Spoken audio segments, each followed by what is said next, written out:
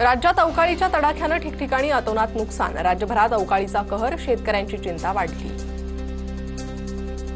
विदर्भात 2 दिवस अवकाळीचा तडाखा। आठवडाभरापासून सुरू असलेले अवकाळी पावसाचे सत्र पुढील 3-4 दिवस कायम राहणार, हवामान विभागाचा अंदाज। सांगलीच्या जतमध्ये अवकाळी पाऊस, अचानक पडलेल्या पावसामुळे लोकांची तारांबळ। दुष्काळी भागात काहीसा दिलासा। ठाण्याच्या शहापूर येथील डोलखांब परिसरामध्ये अवकाळी पावसाचं थैमान। पावसामुळे लग्न समारंभातील मंडप उडाले, तर जांभूळवाडीतील 2 तरुणांचा वीज पडून मृत्यू। बारामतीत देखील अवकाळी पावसाची हजेरी। उकाड्यानं हैराण झालेल्या नागरिकांना पावसानं दिलासा। नाशिकच्या सटाणा तालुक्यातील पिंगळवाडीसह परिसरात मुसळधार पावसानं झोडपलं। डाळिंब, द्राक्ष काढून ठेवलेला कांदा यासह भाजीपाला पिकाचं नुकसान होण्याची शक्यता। सिंधुदुर्ग जिल्ह्याच्या दोडामार्गमध्ये जोरदार पावसाची हजेरी। अचानक आलेल्या पावसामुळे नागरिकांची तारांबळ। नंदुरबार जिल्ह्यात सलग 5व्या दिवशी अवकाळी पावसाचा कहर। आठवडाभरापासून सातपुड्यात तुफान पाऊस। अवकाळी पावसामुळे भर उन्हाळ्यात सातपुड्यातील नद्यांना पूर। नाशिकच्या मनमाडमध्ये दुपारी वादळी वाऱ्यासह अवकाळी पावसाच्या सरी बरसल्या। वातावरणात गारवा निर्माण झाल्यानं उकाड्यापासून दिलासा। वाशिम जिल्ह्यात सलग दुसऱ्या दिवशी अवकाळी पावसाची हजेरी। विजांच्या कडकडाटासह जोरदार पावसाचं आगमन। जालन्याच्या भोकरदन तालुक्यात जोरदार पावसाची हजेरी। पावसामुळे छोट्या मोठ्या नाल्यांना पूर। आणखी 4 दिवस पावसाची शक्यता असल्यानं शेतकऱ्यांची चिंता वाढली। बीड जिल्ह्यात अवकाळी पावसाची हजेरी। वादळी वाऱ्यासह विजांचा कडकडाट। जिल्ह्यात फळबागांचं मोठं नुकसान। रायगडच्या पोलादपूर तालुक्यात अवकाळी पावसाचं थैमान। वझरवाडीत झाड उन्मळून पडल्यानं घराचं नुकसान। नाशिकच्या येवला तालुक्यातील सायगाव परिसरात जोरदार पाऊस। मुसळधार पावसामुळे शेतामध्ये पाणी साचलं। शेती पिकांचं मोठं नुकसान। हिंगोली जिल्ह्यातील अनेक भागात अवकाळी पावसाची हजेरी। काही ठिकाणी घरांचं नुकसान, मात्र उकाड्यापासून नागरिकांना दिलासा। नागपुरात खाणीतील खड्ड्यात बुडून 5 जणांचा मृत्यू। उमरेड तालुक्यात सुरगाव शिवारातील घटना। मृतांमध्ये 1 पुरुष, 2 महिला आणि 2 बालकांचा समावेश। बीडच्या केजमधील लिंबाची वाडी वीज पडल्यानं जमिनीला खड्डा। वीज पडल्यानंतर मातीतून काही काळ धूर निघाला। विहिरीचं खोदकाम करताना शेतकऱ्यानं दृश्य कॅमेऱ्यात कैद केली। अंबरनाथमध्ये एमआयडीसीची जलवाहिनी फुटली। 12वी जलशुद्धीकरण केंद्राला पाणी पुरवठा करणारी जलवाहिनी फुटली। ठाणे जिल्ह्यात 24 तास पाणी पुरवठा बंद राहणार। पुण्यात पाण्याचा गैरवापर भोवणार। दंडात्मक कारवाईसह नळजोडणी देखील तोडण्यात येणार। शहरात सगळीकडे समान आणि पुरेसं पाणी मिळावे यासाठी निर्णय।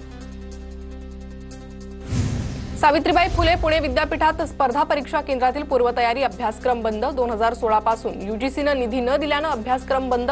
मागासवर्गीय विद्यार्थ्यांच्या प्रशासनातील टक्का वाढवण्यासाठी उपक्रम सुरू होता। धुळ्यात मुख्यमंत्री सहायता निधी आणि धर्मादाय रुग्णालय जिल्हास्तरीय मदत कक्षाचं पालकमंत्री जयकुमार रावल यांच्या हस्ते उद्घाटन। गरजूंनी वैद्यकीय कक्षाचा लाभ घेण्याचं पालकमंत्र्यांचं आवाहन। चंद्रपूर जिल्हा परिषदेत 9 ते 11 मे या अवघ्या 3 दिवसात 299 कर्मचाऱ्यांच्या बदल्या। जिल्हा परिषदेचे मुख्य कार्यकारी अधिकारी पुलकित सिंह यांनी पदभार सांभाळताच बदल्यांचा सपाटा। डोंबिवली एमआयडीसी परिसरात नाल्यांची कामं अर्धवट। परिसरात दुर्गंधी। डोंबिवली एमआयडीसी निवासी भागातील नागरिकांकडून संताप व्यक्त। नंदुरबार जिल्ह्यात चाऱ्याची कमतरता भासत असल्यानं चाऱ्याच्या दरात वाढ। चाऱ्याचे दर वाढल्यानं शेतकऱ्यांच्या आर्थिक गणित कोलमडलं। नंदुरबार शहरात सुरळीत पाणीपुरवठा होत नसल्यानं नागरिकांमध्ये संताप। पाणीपुरवठा सुरळीत करण्याची नागरिकांची मागणी। आज 10वीचा निकाल जाहीर होणार। आज दुपारी 1 वाजता 10वीचा ऑनलाईन निकाल पाहता येणार। पनवेलमधील शेकापचे ज्येष्ठ नेते JM म्हात्रे हजारो कार्यकर्त्यांसह भाजपात। भाजप नेते आशिष शेलार आणि रवींद्र चव्हाण यांच्या उपस्थितीत जाहीर पक्षप्रवेश। शेकापला मोठा धक्का। सरपंच संतोष देशमुखांना न्याय देण्यासाठी बंकटस्वामी संस्थान शेवटपर्यंत। देशमुख कुटुंबियांसोबत संस्थानकडून भूमिका स्पष्ट। शिर्डीच्या साईबाबा चरणी दुबईतल्या भाविकानं अर्पण केले 24.5 लाखांचं सोनं। सुवर्ण अक्षरात लिहिलेलं ओम साई हे नाव द्वारकामाई भिंतीवर बसवलं। नाव जाहीर न करण्याची साई भक्ताची संस्थानला विनंती। कर्नाटकातील अलमट्टी धरणाच्या प्रस्तावित उंचीवाढीचा मुद्दा तापणार। अलमट्टीच्या उंचीवाढी विरोधात येत्या रविवारी सर्वपक्षीय चक्काजाम आंदोलन। आमच्याकडून कारवाईला फक्त स्थगिती, आमचं सर्व सैन्य अलर्टवर, दहशतवाद आणि दहशतवाद्यांचे आका सर्वांना भारत जोरदार उत्तर देणार, मोदींचा पाकिस्तानला थेट इशारा. पाकिस्तानसोबत आता फक्त दहशतवाद आणि पीओकेवरच चर्चा होणार. दहशतवादामुळे एक दिवस पाकिस्तान नष्ट होणार तर पाणी आणि रक्त एकत्र वाहू शकत नाही, पंतप्रधान मोदींची आक्रमक भूमिका. अणुबॉम्बची ब्लॅकमेलिंग भारत सहन करणार नाही, दहशतवादी आणि मदत करणाऱ्यांना एकाच नजरेतून पाहिलं जाईल, पाकिस्तानला मोदींनी ठणकावलं. आण्विक तळांवरील हल्ल्यामुळेच पाकिस्तानात भूकंप होत असल्याची सोशल मीडियात चर्चा. न्यूक्लिअर रेडिएशन होण्याच्या भीतीनं अमेरिका आणि इजिप्तचं विमान पाकिस्तानात पोहोचल्याच्या पोस्ट व्हायरल. भारत पाकच्या डीजीएमओच्या चर्चेआधी मोदींची तिन्ही सैन्य दलाच्या प्रमुखांसोबत बैठक. राजनाथ सिंहही बैठकीला उपस्थित. भारत पाकिस्तान डीजीएमओ बैठकीबद्दल चर्चा झाल्याची शक्यता. ऑपरेशन सिंदूरमध्ये इस्रोची एंट्री. पाकिस्तानच्या हालचालींवर इस्रोच्या 10 उपग्रहांची नजर. पाकच्या हालचालींवर इस्रोचं लक्ष असणार, इस्रोचे अध्यक्ष व्ही नारायणन यांची माहिती.